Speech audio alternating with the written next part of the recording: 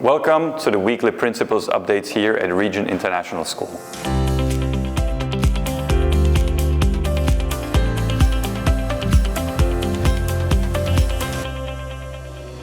Homeschool communication and seeking parental feedback is an important aspect of running a successful school. And so this week we have launched our first of 3 parental surveys. It's a parent satisfaction survey, and I would absolutely appreciate everybody's completion and feedback. We will be looking at all of your comments, which will help us determine how to move the school forward. Keeping our students safe is, of course, a priority for Regent International School. And so this week we did a soft launch of emergency procedures, evacuation procedures. We took different key stages out to a safe location to practice what to do in case of a fire. And of course, a full evacuation, full fire drill will be coming shortly to make sure that we've got all of the procedures in place. There was a lot of excitement on Wednesday this week. Key Stage 2 attended a performance in the glass box. It was a Jungle Book, and from my office I could hear a lot of laughter, a lot of applause, and I also had the opportunity to sneak in for about 5 to 10 minutes of the performance. What a show. We have just completed the student leadership nominations and interviews, and I am very excited about the announcements of the primary and secondary leadership teams, which should be coming out very shortly. Here at Regent International School, the leadership team and teachers have been having a lot of conversations about the use of devices. What's the purpose? How do we use them to enhance our learning experiences for the students? How do we monitor screen time, and so on? Here is Mr. Shane McLaughlin, our primary school assistant teacher, with some information about how this is approached in primary. Hey everyone, I'm Shane McLaughlin and I am the assistant head of primary here at Regent. Screen time is the amount of time that a device spends unlocked. And I think when we're talking about screen time, it's very important to distinguish between what is active screen time and what is passive screen time. Active screen time, which is when we are using devices for, say, a program, whether it's coding an app, whether we are using SentryTech for the children to do some flipped learning or some revision. That is called active screen time, where the children are actually working on it at that moment in time.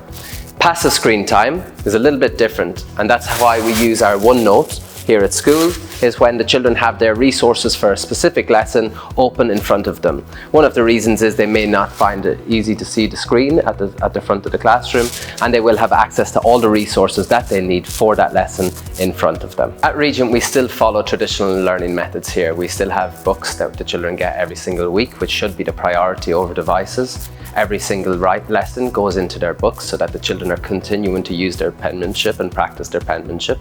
But we do use devices to enhance the learning within the classroom. So whether it is the children are learning about a digestive system in science, they create a stop motion video to kind of consolidate the learning that they need for that lesson. There are lots of apps that are approved by SLT and the middle leadership team, which should be used to enhance the learning in the classroom so that we can quality assure what the children are actually using their devices for. Sure that devices are not needed in certain lessons.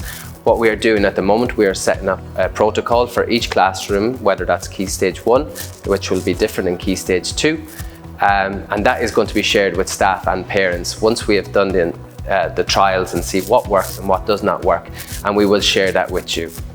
We launched the Duke of Edinburgh's International Awards program here at Regent last year, and I'm sitting down with Mr. Troy Ellison, who's typically the head of computing and technology, but in this particular interview I wanted to find out from him a little bit more about the program.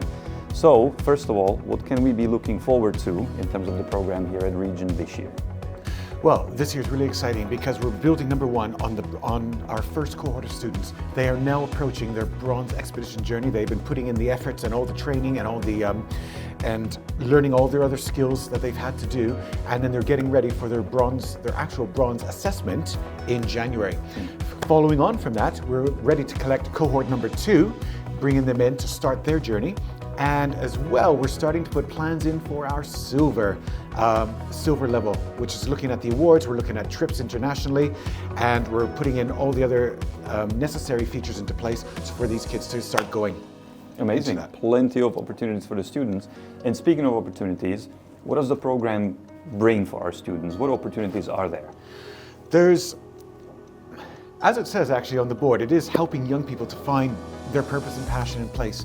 And there's a lot of things here from the Duke of Edinburgh Award really links to our POS Ed education. For example, there's so many opportunities, number one, to teach about community involvement. And it gets these kids to start realizing that to make an impact on the community and make them, and they personally become aware of their own place and their role within it. And then looking at what other skills are going to push themselves. And furthermore, physically, how they're going to develop their physical and their resilience and things like that. Second of all, so the whole Duke of Edinburgh program makes a well-rounded student, because moving forward, it's also internationally recognized, and it makes a huge difference it's been proven to make a huge difference on CVs, applications, job applications, university applications, because it shows that those students are able to make that commitment beyond the normal day-to-day school life, but then also showing that they're able to study, showing that they're able to do things beyond school, sustain that, and also upgrade and upskill themselves. And that is something, wow, when you look at that, that's an employer, that's a student, that's somebody that you want to hire. Truly, I think, powerful opportunities for the students. I like the link with the positive education, which is what we're about, as well as that holistic education of the child. So thank you for leading this on, and good luck with the expeditions. All right, thank you very much. That's it for this week. Have a nice weekend.